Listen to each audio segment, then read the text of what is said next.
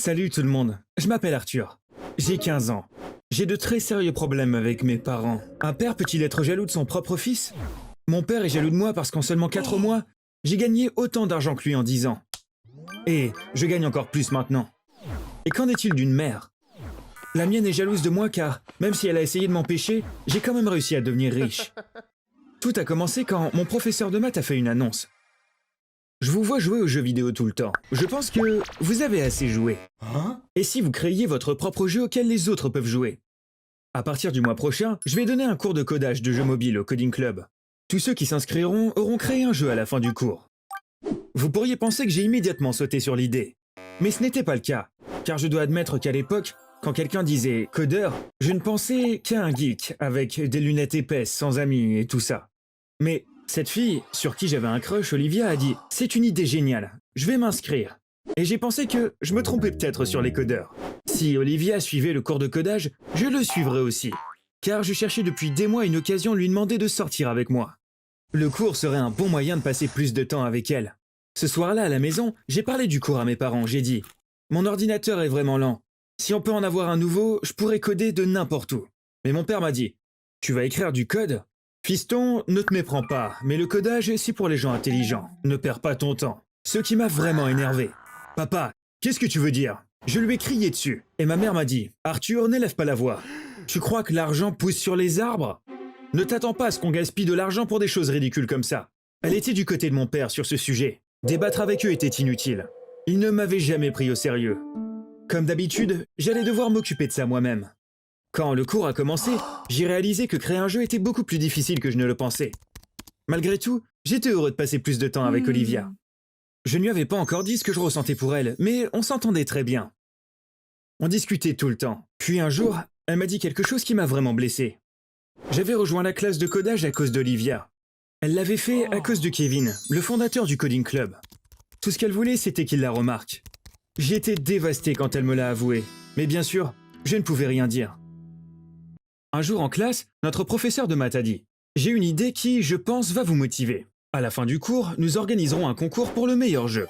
Tous vos camarades de classe voteront pour leur jeu préféré. La personne dont le jeu aura obtenu le plus de votes recevra un prix. » Kevin a dit « Je fais du code depuis que j'ai 8 ans. J'ai déjà développé 3 jeux. Ce ne sera pas juste pour les autres si je participe aussi. » Mais Olivia n'était pas de cet avis. « Kevin, s'il te plaît, tu dois participer ou toute l'école va se moquer de nous. Au moins, un bon jeu devrait sortir de ce cours. » Kevin l'a regardé et a dit « Dans ce cas, je suis partant, mais seulement parce qu'Olivia veut que je le fasse. » Et Olivia a rougi. Kevin et Olivia flirtaient juste devant mes yeux. Je regardais, comme si c'était un feuilleton. Soudain, j'ai eu une idée. Olivia serait-elle impressionnée si c'était moi qui créais le meilleur jeu? Peut-être que, comme mon père, elle pensait que les codeurs étaient intelligents. Et c'est pour ça qu'elle avait un crush sur Kevin. J'allais me lancer. Je n'avais rien à perdre, et si je gagnais le concours, peut-être qu'Olivia m'aimerait. Bien sûr, il fallait d'abord que je trouve une bonne idée de jeu. Olivia adorait les personnages japonais kawaii. Elle portait toujours des vêtements avec des chats ou des lapins kawaii dessus. Si je construisais un jeu avec ces personnages, j'étais sûr qu'elle l'adorerait. Après avoir pris cette décision, j'ai commencé à travailler, jour et nuit. Un soir, je cherchais quelque chose à manger dans le frigo, mais j'ai accidentellement fait tomber une bouteille de lait. Le bruit a réveillé mon père. Je suis retourné dans ma chambre pour continuer à travailler. Quand il est entré, il s'est mis à crier. Il m'a demandé ce que je faisais encore debout à cette heure-là. Quand je lui ai dit que je travaillais sur mon jeu, il m'a dit « Alors tu gaspilles de l'électricité » et a débranché l'ordinateur. J'ai été dévasté car des heures de travail venaient de simplement disparaître. Quand mon père a éteint l'ordinateur, le code que j'avais écrit ce jour-là était perdu. Mais je ne pouvais rien faire puisque chez nous, mes parents étaient responsables. Ils pensaient avoir le contrôle sur tout ce que je faisais dans la maison. Après cet incident, mes parents ont commencé à me harceler. Dès qu'ils me voyaient coder, ils essayaient de faire quelque chose pour m'en empêcher. Ça les énervait, alors qu'ils auraient dû être fiers. Je n'avais pas d'autre choix que de travailler dans la salle d'informatique, après les cours. Un jour, Kevin est venu me voir. Quand il a vu les personnages kawaii à l'écran, il a dit « Je suis le meilleur de la classe, et il semble que tu sois le pire. Est-ce que tu fais un jeu pour les bébés ?» Il se moquait de moi. Même si j'ai essayé d'avoir l'air cool, j'étais inquiet de ce qu'il avait dit. J'aime mon jeu, mais je ne l'ai jamais montré à personne d'autre. Peut-être qu'il n'est pas aussi bon que je le pense, me suis-je dit. Cette nuit-là, je n'ai pas pu dormir. J'étais tellement triste. Arrivé à la fin du cours, notre professeur de maths nous a dit « Nous allons télécharger tous vos jeux sur les App Store. Ensuite, nous annoncerons le concours à l'école. Vos amis pourront télécharger et jouer aux jeux, et voter pour leurs favoris. » J'avais fait de mon mieux, mais je n'avais pas confiance en mon jeu. Je pensais que personne ne l'aimerait. J'étais sûr que Kevin avait développé un très bon jeu. Il était devenu encore plus populaire qu'il ne l'était déjà, et tout le monde se moquait de moi, comme toujours. Nos jeux étaient censés sortir dans les App Store le jour suivant. Ce soir-là, je n'arrivais pas à m'endormir. Je me suis dit, j'aurais préféré ne jamais m'impliquer dans tout ça. J'ai dû m'endormir peu avant le lever du soleil. Quand je me suis réveillé, il était plus de 13 heures. J'avais éteint mon téléphone. Quand je l'ai rallumé, les SMS ont commencé à affluer. J'étais inondé de messages et mes amis me félicitaient. Les filles adoraient mes personnages kawaii. Le gagnant n'avait pas encore été annoncé, mais à en juger par les SMS, tout le monde était sûr que j'allais gagner. J'ai pensé au jeu de Kevin. Je l'ai téléchargé immédiatement. Il avait fait un jeu de plateforme. Il n'était pas mauvais, mais il était médiocre. Il y avait des milliers de jeux comme celui-ci. Il n'avait rien de spécial, et je m'ennuyais au bout de 5 minutes. Le jeu de Kevin était une énorme déception. Et, pour être honnête, ça me faisait plaisir. Je suis arrivé à l'école 1 heure plus tard. Quand j'ai passé la porte, j'ai été accueilli comme une rockstar. La meilleure partie a été qu'Olivier a couru vers moi et m'a serré dans ses bras.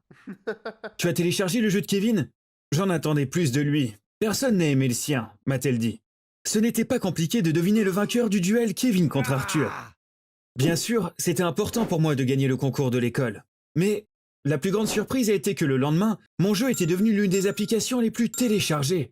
1 semaine plus tard, je me suis connecté à mon compte de l'App Store et je n'en croyais pas mes yeux quand j'ai vu combien d'argent j'avais gagné. Si ça continuait, je serais très riche. Et c'est ce qui s'est passé. En ce moment, j'ai pas mal d'argent sur mon compte Bitcoin. Alors, devinez quelle est la première chose que j'ai achetée et pour qui. Si vous pensiez que c'était pour Olivia, vous vous êtes trompé. J'ai acheté une très belle voiture de sport pour mon prof de maths. Je lui donne aussi 20% de mes bénéfices.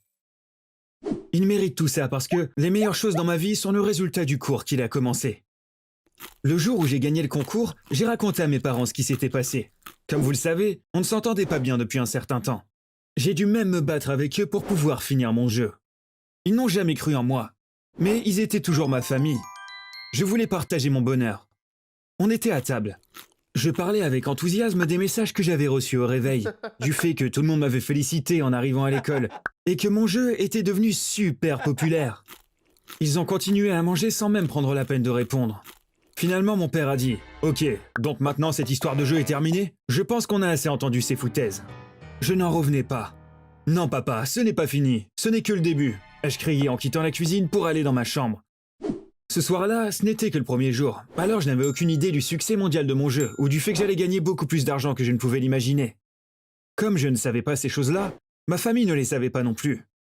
Je leur avais juste raconté ce qui s'était passé à l'école. Mais malheureusement, ils m'avaient déçu. Dans les jours qui ont suivi, j'ai découvert que j'étais riche, mais je n'ai rien dit à mes parents. Quand la voiture de sport offerte à mon prof a été diffusée sur les réseaux sociaux, ma mère l'a découvert. Ils sont venus dans ma chambre. « Qu'est-ce que c'est que tout cet argent? Tu as gagné de l'argent avec ce jeu? Pourquoi tu nous en as pas parlé ?» ont-ils demandé. « Oui, j'ai gagné beaucoup d'argent, et j'en gagne encore beaucoup. Je ne vous l'ai pas dit car je pensais que puisque vous n'étiez pas intéressé par mon jeu, vous ne seriez pas intéressé par l'argent qu'il rapporte non plus. » Ils étaient tous les deux très énervés. Quand mon père a dit « Arthur, nous sommes ta famille. Tu es jeune, tu ne peux pas ouvrir un compte en banque, tu dois nous donner cet argent. » Je lui ai dit « J'achète du Bitcoin avec l'argent que je gagne, alors ne t'inquiète pas, j'en ai encore plus maintenant sans lever le petit doigt. » Des mois sont passés depuis cette conversation. Je n'ai pas donné un seul centime à ma famille. Ils n'arrêtent pas de m'embêter à ce sujet. Ils sont vraiment jaloux parce qu'en quelques mois, j'ai gagné plus d'argent que mon père n'en a gagné en travaillant pendant des années. Mais je suis toujours à la fois en colère et triste. Tout aurait pu être différent si seulement ils avaient été heureux pour moi le premier jour. Je ne peux pas leur pardonner. Je ne peux pas oublier comment ils ont agi ce jour-là. Hier soir, j'ai surpris mon père en train de regarder mon compte Instagram. Il agrandissait et regardait attentivement les photos que j'avais postées. Ça se voyait qu'il était super jaloux à la façon dont il les regardait. J'ai appelé Olivia et je lui en ai parlé. Elle a ri et m'a dit « Bébé, je pense que tu exagères, c'est ta famille. » J'ai répondu « Non chérie, je n'exagère pas et je vais continuer à faire ce que je fais. » Salut les gars, je m'appelle Inès. Je vais vous raconter une histoire à propos de ma sœur Aïcha et notre père. J'ai assisté à toute cette histoire depuis le début. J'ai essayé d'intervenir, mais ça n'a pas aidé parce que mon père ne voulait pas m'écouter. Comme tout bon père, notre père fait tout ce qu'il peut pour nous fournir le meilleur de tout. Malheureusement, il est très malchanceux en affaires. C'est un serveur et je sais qu'il est vraiment bon dans son travail.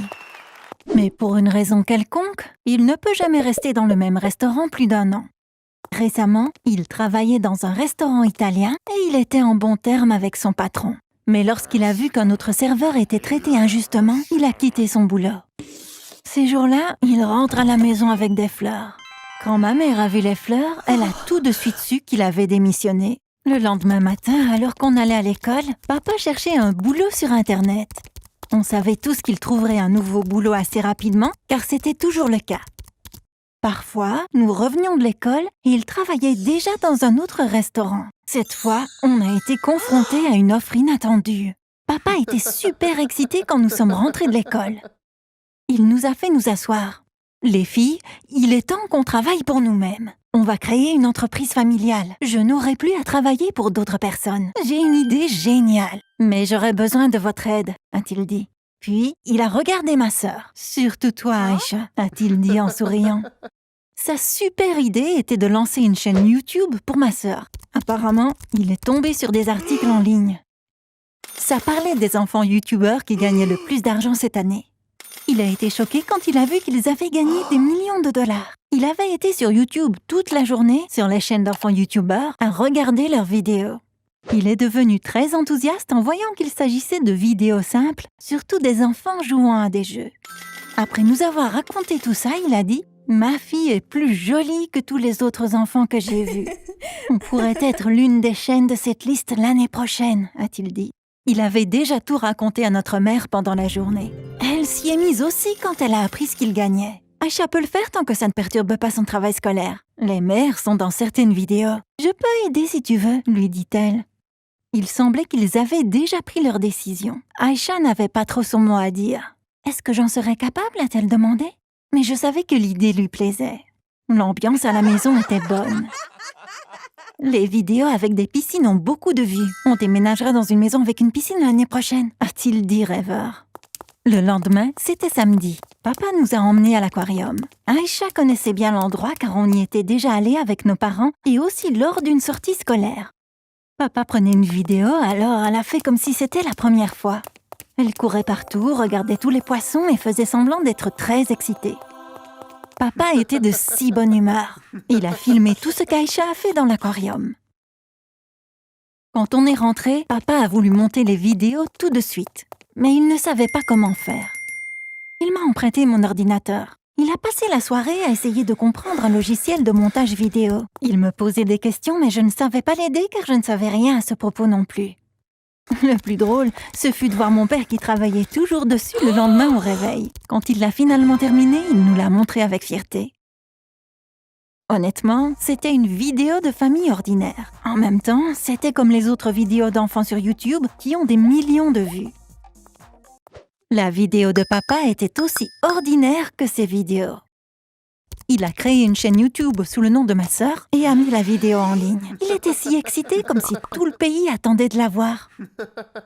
Il a parié avec ma mère sur le nombre de vues qu'elle aurait. Papa a dit 5 ou 6 000, mais maman pensait qu'elle n'en aurait pas plus de 1 000. Toute la journée, il ne tenait pas en place et faisait les 100 pas. J'ai vérifié la vidéo le soir, elle n'avait que 14 vues. Oui, 14. Je suis sûre que c'était juste mon père qui la regardait en boucle. Et peut-être qu'Aïcha l'avait regardé 3 ou 4 fois. La semaine suivante, ils ont fait une vidéo par jour. Papa ajoutait de nouvelles vidéos aux milliers qui étaient déjà sur YouTube. Un jour, ma sœur et ma mère ont joué à un jeu ensemble. Elles ont fait une vidéo sur les couleurs en utilisant des fruits et légumes. Dans une autre vidéo, Aïcha déballait de nouveaux jouets et les présentait. Papa s'était remis de la déception de la première vidéo. Il tournait une nouvelle vidéo, la montait le soir et la publiait le lendemain matin. Mais malgré ses efforts, les résultats ont été les mêmes. Personne ne regardait les vidéos. Un jour, il est rentré à la maison avec un tas de boîtes. Il avait acheté du matériel vidéo professionnel. Mes parents n'avaient pas d'économie. Il a donc dû vendre sa voiture pour les acheter. Maman n'était pas du tout contente. On n'avait plus d'argent maintenant que papa était au chômage. Dépenser tout cet argent supplémentaire n'était pas raisonnable. Le mois suivant, il a utilisé la nouvelle caméra et les lumières. Même si la qualité visuelle était meilleure, le contenu était le même. La vidéo la plus regardée de la chaîne n'a même pas eu 100 vues. Le pire, c'est qu'Aïcha s'ennuyait maintenant. Quand papa l'appelait pour tourner, elle inventait des excuses. Elle n'avait pas l'air heureuse dans les vidéos. Papa était dans un état bien pire qu'elle. Il se sentait responsable de cet échec. Il n'avait pas de travail mais avait des frais à payer. Quand Aïcha n'avait pas vraiment envie de tourner, il perdait patience avec elle. Nous ne le reconnaissions plus. Il criait sur Aïcha, la forçant à jouer la comédie pour la caméra. Il y avait une mauvaise ambiance. Mes parents ont commencé à beaucoup se disputer. Aïcha avait trop peur pour se plaindre, mais elle ressemblait à un robot devant la caméra. Quand j'ai regardé les vidéos, je me suis sentie très mal pour elle. C'était bizarre que mon père aime vraiment ces vidéos. Selon lui, le problème était le manque de promotion. Il a donc payé pour promouvoir la chaîne. Les vues ont un peu augmenté, mais elles ont cessé avec les publicités. Sa dernière idée a été de se mettre devant la caméra. Il pensait avoir eu une idée géniale.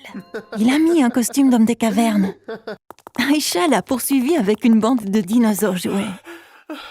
Comme mon père était un homme des cavernes, il fuyait les dinosaures. Il a attendu un moment après avoir posté cette vidéo ridicule sur la chaîne. Les vues n'augmentaient pas, alors il a emprunté de l'argent à un ami pour promouvoir la chaîne à nouveau. Je n'ai pas pu regarder cette vidéo plus de quelques minutes. Ça m'a fait mal de voir mon père comme ça. Il avait l'air si désespéré. Le lendemain, Aïcha est venue me voir à l'école en pleurant. Un de ses camarades avait vu la vidéo sur les dinosaures grâce à la promotion et l'avait montrée à tout le monde. Ils ont commencé à se moquer de papa et d'Aïcha. Elle s'est mise en colère et a fait tomber une fille. La prof s'est énervée contre elle. « Si tu refais ça, je t'enverrai chez le directeur », a-t-elle dit. Quand elle en a parlé à maman, elle s'est énervée aussi. Elle et papa ont eu l'une des pires disputes que j'ai jamais vues.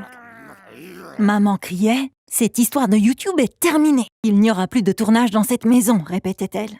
« Je dois faire un rendement sur mon investissement. Tout cet argent et ces efforts gaspillés ?» demandait-il sans cesse. Quand il a réalisé que maman ne baisserait pas les bras et qu'elle avait raison, il a arrêté de crier. Après ça, il a commencé à s'excuser. Papa n'était pas une mauvaise personne. Il avait fait de son mieux, mais ça n'avait juste pas fonctionné. Il a perdu le contrôle quand il n'a pas pu trouver de solution. Il est venu et nous a parlé une fois de plus. « Les filles, j'ai tellement honte de moi. Je ne voyais pas ce que j'étais en train de faire. Aïcha, je suis désolée de la façon dont je t'ai traitée. Je comprends si tu ne me pardonnes pas, a-t-il dit. Il était sur le point de pleurer. Il a quitté la maison avant qu'on ait pu parler et n'est pas revenu cette nuit-là. Il a envoyé un message à maman le matin. Elle était vraiment triste en nous montrant le message. « Chérie, je vais bien. Je ne rentrerai pas avant d'avoir trouvé un bon emploi. Ne vous inquiétez pas. Je vous aime très fort. Je suis désolée pour tout, » disait le message.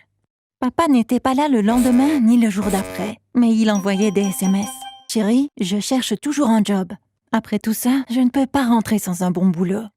Embrasse les filles et dis-leur que je les aime. » On a sonné à la porte tôt le lendemain. C'était papa. On était si heureuses. Il s'est tourné vers ma sœur. « Merci pour la vidéo. Rien de tout ça n'est de ta faute. C'est moi qui t'ai forcé. C'est ma faute, » dit-il en la serrant dans ses bras. Il a ajouté « Mais tu aurais dû allumer la lumière. Ton joli visage aurait été plus beau. » Maman et moi ne comprenions pas. Il s'avère qu'Aïcha avait tourné une vidéo pendant qu'on dormait.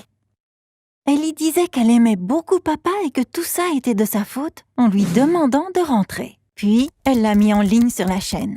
Le téléphone de papa a eu une notification. Une nouvelle vidéo a été postée sur la chaîne d'Aïcha. Surpris, il a tout de suite cliqué dessus. Il était très ému mais a dû attendre le matin car il était déjà tard. Papa a trouvé un boulot quelques semaines plus tard. Son expérience avec YouTube et ses compétences en vidéo l'ont aidé à décrocher le poste.